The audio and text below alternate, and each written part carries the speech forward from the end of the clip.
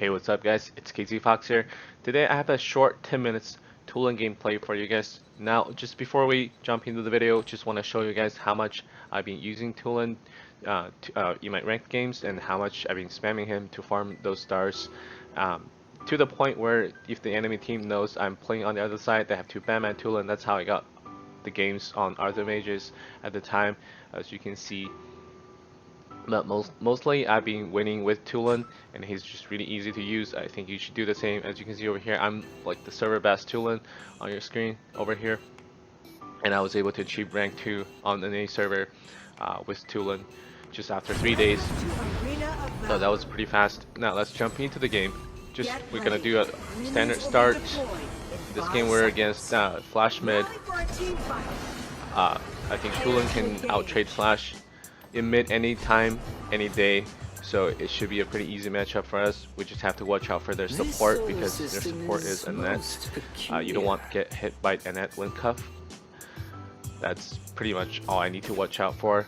And this Flash is already zoned out from the wave. He already used his second skill, so that's how I'm able to just free farm the wave without getting harassed.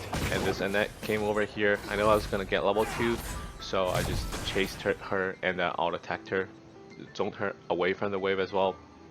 Now this Flash isn't even level 2. After the first wave clear, there's no point of rotating to silence trying to gank because there was no opportunity to do so. So I just wait for the next wave to come in mid, and when you clear the wave, you want to get as much as passive, as many stack of their passive as possible.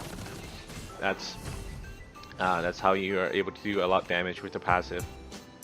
And then over here we see, because our teammates stole their red buff before they went to the wave, so we know that Morin is level 3 at the moment, but we don't really want to go top because the next wave, the wave's coming, and our jungle isn't ready, hasn't finished farming his jungle yet, so we're just gonna go back to mid and try to clear the wave. And sure enough, now this rotation, we're gonna go top. We're gonna be top first before their mid laner, and you can see the Morin is already zoned out because he's level 3 at that moment, and we were able to get a kill onto the net. There's nothing really exciting about mid lane plays before level 4. As Tulen, you need level 4 to have your ultimate, and then that's when you are really gonna start to shine and start to getting those kills and start snowballing from there. So because they're zoned out, this should be a easy dragon for us. After this dragon, I should be able to get level 4. Notice how I'm using in it, and when you play Tulen, you want to get your passive up as much as possible, as often as possible. So you want to get those stats, constantly keeping those stats.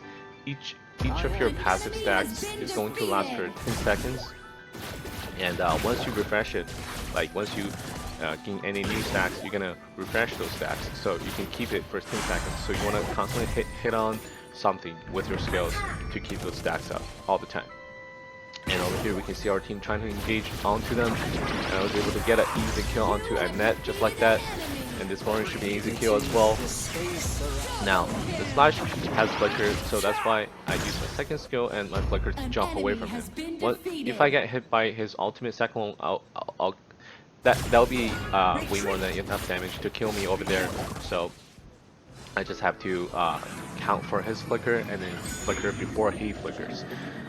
So as you can see, this game I'm not building magic resist boots. I'm not building gilded greaves. The reason because I think if you build magic penetration boots, it's way easier for you to snowball because you don't have to. You will have way more than enough magic penetration to kill enemies with your skills. So that's why I'm not doing it. But at the same time, you will be lacking those magic resist, and you will be lacking those resistance.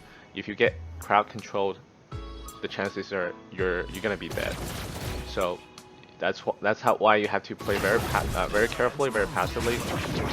If you have magic penetration boots. And over here we were able to, the Florentino was trying to extend into our jungle, and we were able to get a easy kill just like that. And we're just gonna go back to mid.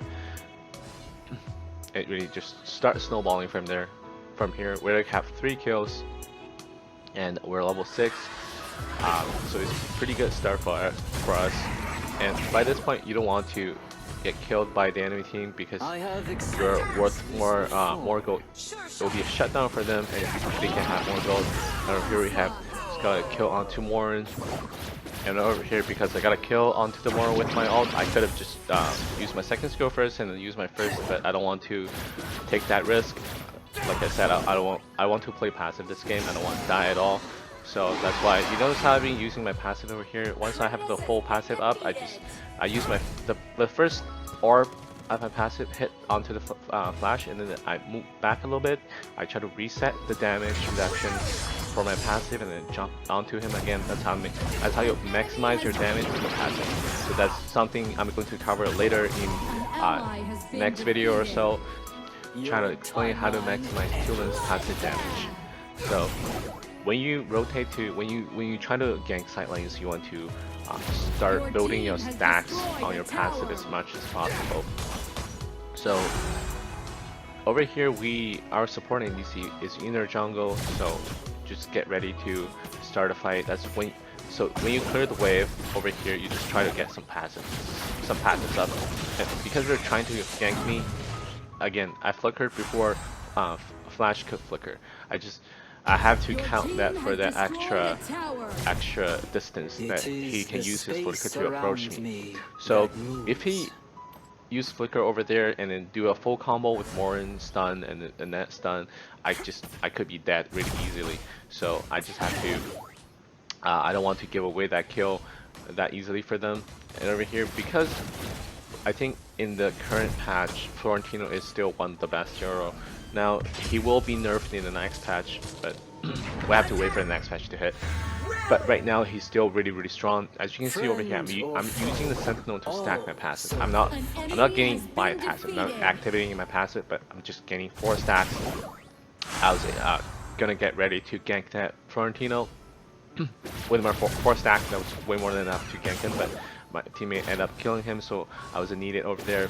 So on my way back, I triggered my passive, activated my passive with the Sentinel once again, and I was able to go back to mid over here. Now Marauder's trying to overchase that Flash, but he lived, of course. There's nothing surprising. Now, just trying to help our teammate do their things. Now, when you look at the map right now, the mid wave just collapsed in the middle, and the top wave is pushed in. It's on their side of the map, so you don't have to overextend for that top wave. And tower is pushing mid, so we can go top now. It'll be because someone already covered the mid wave. That's why you should have just go top and try to help your teammate over there. It happens that the red buff just spawns. So you want to again, you want to get as many stacks passive as possible, and that was a pretty easy kill for Morin because Morin doesn't have any stacks at all, I think. So after we got those 2 kills, just go back to mid and try to pressure the wave. And again, you just want to, the more passive, the more often you have your passive up, the more damage you're gonna do, the more poke damage you're gonna have to do. That's pretty much the difference between good Tulen and a great Tulen. Is how you can control your passive, how you can manage your passive. If you can have your passive up most of the time, as you can see over here. Before I go into a gank, I just want to make sure I always have my passive up. And you can see that Florentino is pretty OP. He interacted my skills. I think if I have to rank for by what hero are my skills interrupted the most, I will give Lumber #1 spot, and then I give Florentino the #2 spot.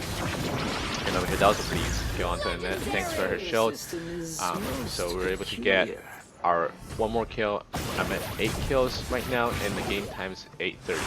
So like I said earlier, it's going to be a 10 minutes short game. So we're just gonna try to end the game, you know, maybe do dark over here because there's literally nothing else for us to do, and I think we're far ahead enough in order to do those. As you can see, the Florentino tried to jump on me. As long as you can kite him really well, he isn't really that scary. So, but you just want to play smart. I wouldn't jump onto a Florentino if I'm playing a mage. You just want to... Florentino is pretty much like a mage counter, mage assassin. You can't really go head-to-head against him. And I think Emily blocked my ultimate over here, so we didn't get a kill onto the flash, but that was alright. We already took Darkslayer, and we have the dragon. Again, you want to get your passive. The blue is up.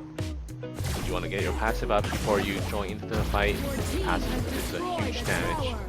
I feel like I've been seeing passive a lot in this video, so if you guys have to remember one thing about my video, about this one, it's just you have to remember when you play Tulen, you have to use your passive. You have to maximize damage on your passive. Once you have your passive, it's just gonna have a lot more damage than you really should. And up here you can see the time was at 9 minutes 58 seconds. We're able to finish the game right here, right now. So hope you guys enjoyed this video, and please leave a like and subscribe to my channel for any future gameplays just like this, and could be more Tulen gameplays coming right after this. Thank you again for watching, and have a nice day.